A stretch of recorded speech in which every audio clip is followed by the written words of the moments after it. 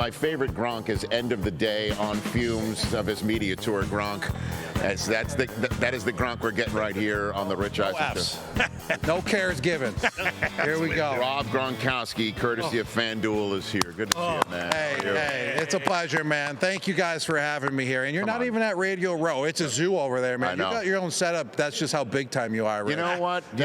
Disney Plus, Rob. This is you were on with Edelman a couple years ago when you came in. Or we were in the Super Bowl experience. This time we just chose some spot on a street corner here in San Francisco. Yeah, you might as well. We're just chilling out. We're loitering in somebody's building. I have no idea what it is. But, you know. Sooner than later, you're going to start having fans lining up everywhere. They just don't know you're here yet. There's only a couple out there, but they're going to be hounding all the guests, for autographs and all that. But it's going to look really cool as well when you're live. Let's hope so. Yeah, that's going to happen. Oh, my gosh. So when did your day start?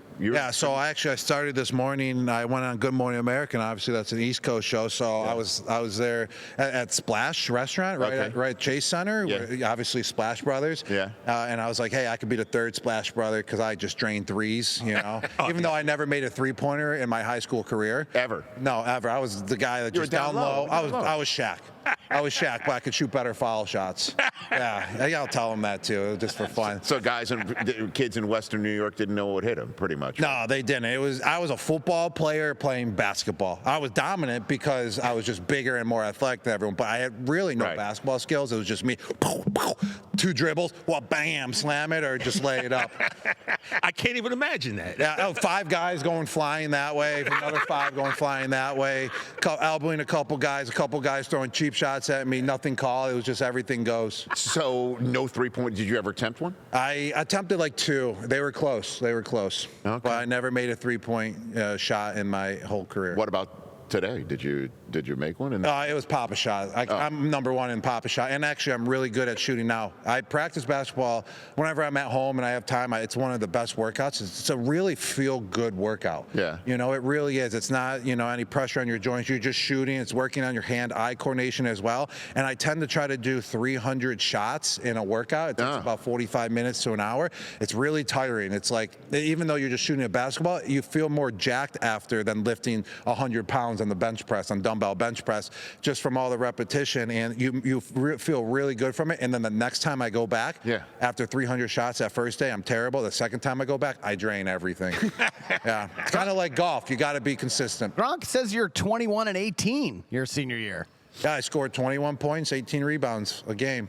Dude. All within 12 feet, though. 2 feet.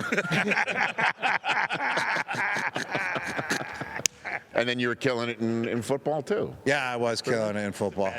I really was. Well, that's how I became good at football. I was like, all right, I got to stay a football player. I can't become a basketball player and get fancy. I just got to stay a football player on the basketball court. Rob Gronkowski is here, everybody, on the Rich Eisen Show, live in San Francisco, courtesy of FanDuel. It's great to see you, man. What does this trophy mean to you? Yeah, this is a Lombardi trophy, so watch out. I might dent it. I got 4 of these bad boys. It's the real thing, by the way. It has no engraving on it. It just says Vince Lombardi trophy. I know. Who's the winner of this game? At some Rich point, Eisen. Somebody, let's engrave it. But let me By the way, you're making me very nervous by flipping that around like you just did. That's fine. I dent trophies, and they stay dented and go in the Patriots Hall of Fame. Oh my God. But let me tell you, I got 4 replicas as well, just like this, for all 4 of my Super Bowl wins, and I have a couple of them each. Yeah. And let me tell you, meaning like I bought a couple. I had to buy them. They were like $1,500. This guy was making them. And they're the best souvenirs to have out of any souvenir possible. People come in the house, you're like, yo, is that the real trophy? And like everyone picks it up, holds it, takes pictures with it. And it's like the best trophy, like the best thing that you can have hanging up in your office or in your home are these Vince Lombardi trophies. How many have you broken? Couple in my life. 2, right? Yeah, just one real one. One real one. The real that was the one in Fenway Park, right? Yes, when I dented it. So it didn't really break it. I dented it. Okay. Yeah. And it's Julian's fault. There it is, right there. Julian. That's that moment. Julian threw the pitch. I mean, if he's going to throw me a pitch, like I'm going to swing. What's funny is I'm not going to swing and hit with it because it's going to ruin the trophy. I'll just bunt it. It can't ruin the trophy. I didn't even know it put a dent in. I gave the trophy back. Oh, Stacey James was. Oh, my God. Oh man, how many times I made Stacey James almost faint and die on the spot? You're talking about the famed media relations executive. He's For one the of the Patriots. best Best in the business. Yeah, he's been there forever. Forever. Right. I've almost made him faint like 18 times in my career. Still to this day. He's probably nervous watching you pick this trophy up too. He's nervous for me just talking about him. So Edelman throws the pitch, and you're like, you know what? I'm going to bunt it. Yeah. Yeah. I'm not going to, I go, oh, I should swing. And I go, no, that's going to ruin the trophy. I should just bunt it. And I mean, it was logic. is the dented trophy on display in the Patriots Hall of Fame? It's on display in the Patriots Hall of Fame. It's even better, though, don't you think, in the long run? Wait, Would you wait. say that? It is. And I swear, Mr. RKK's like, yo, like everyone goes to the Hall of Fame to see that trophy. Yeah. of all the other Of ones. all the other trophies, he goes, everyone wants to see the dent in that trophy. He's like, I had to keep it. I was like, I love it. It's got its own special story It to does. it. You know, That's what it's all about. is there anyone in terms of winning it that's special to you the most? Yeah, definitely the first Super Bowl that I won, versus Seattle. This is a Super Bowl rematch, I'm saying, of Super Bowl 49. But that Super Bowl was very special, near and dear to my heart, because it got me into the Super Bowl club. And it was also one of the best games that, of all times. One of the best football games to be played, one of the best Super Bowl games to be played from, the beginning of the first quarter all the way to the end.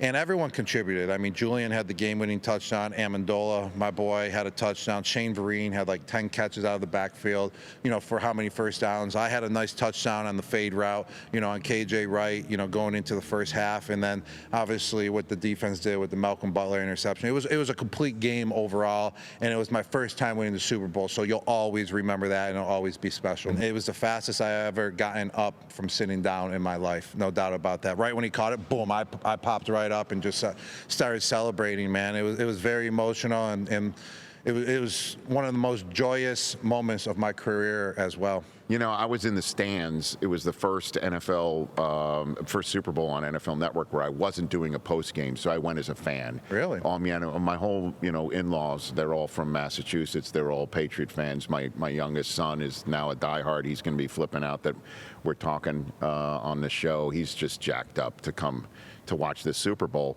because he was like 3 years old in the stands. He didn't even remember that. Anytime he sees a Malcolm Butler play, I'm like, you were there. He's like, for a while. He's like, get out of here. I don't remember it.